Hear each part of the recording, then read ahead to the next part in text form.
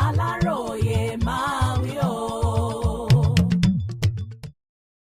INEC kò gba alága PDP tí Túràkì ń darí wọlé o, wọ́n ní ẹjọ́ rẹ̀ wà ní kóòtù.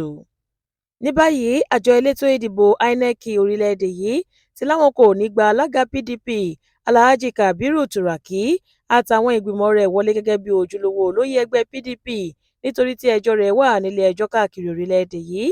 Àtẹ̀jáde kan tí akọ̀wé àgbà àjọ náà Dókítà Rose Oriaran Anthony fi síta ìyẹn lọ́jọ́ Ajé Monday ọjọ́ 22 oṣù kejìlá ọdún yìí ní àjọ INEC ti ní níwọ̀n ìgbà táwọn kan ti pe ẹjọ́ nípa ọ̀nà tí Túràkì àtàwọn olóyè rẹ̀ gbogbo ṣe dé ipò àṣẹ lásìkò ìbò abẹ́lé ẹgbẹ́ náà kan tó wáyé nílùú Ìbàdàn nípìnlẹ̀ Ọ̀yọ́ ìyẹn lọ́jọ́ 15 àti ọjọ́ 16 oṣù kọkànlá ọdún yìí àwọn kò láṣẹ láti fòǹtẹ̀lù ìjọba Túràkì àtàwọn olóyè rẹ̀ nítorí òfin kò fààyè gba àjọ náà láti tàpá sófin orílẹ̀-èdè yìí.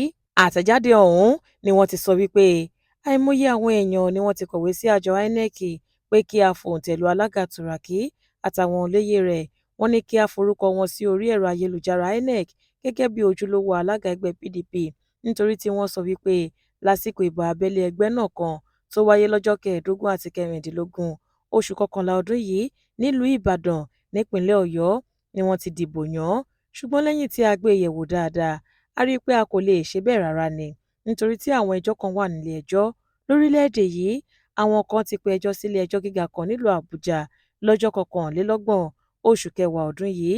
Bákan náà làwọn kan tún pe ẹjọ́ sílé ẹjọ́ gíga kan nílùú Ìbàdàn nípìnlẹ̀ Ọ̀yọ́ ìyẹn lọ́jọ́ 14 oṣù kọkànlá ọdún yìí. Àwọn ìdájọ́ tí wọ́n dá láwọn ilé ẹjọ́ méjèèjì ọ̀hún ní kò fààyè gbà á wípé kí àjọ náà wà níbi tí ẹgbẹ́ náà bá ti fẹ́ yan àwọn olóyè wọn tàbí kí a fòǹtẹ̀lù àwọn olóyè ẹgbẹ́ náà rárá. Àfi ìgbà táwọn ọmọ ẹgbẹ́ náà bá wà ní ìrẹ́pọ̀ tí wọ́n sì fohùn ṣe ọ̀kan láàrin ara wọn. Níwọ̀n ìgbà tí wọn kò sì tíì ní ìṣọ̀kan lásìkò yìí, àjọ INEC kò láṣẹ lábẹ́ òfin orílẹ̀-èdè yìí láti fòǹtẹ̀lù ìjọba alága Túràkì tàbí ẹnikẹ́ni nínú àwọn tí wọ́n pe ara wọn ní alága ẹgbẹ́ náà. Òfin là ń tẹ̀lé nínú àjọ INEC. Adéwálé Adéoyè ló ṣe àkójọpọ̀ ìròyìn yìí fún ìkànnì Aláròye Online TV.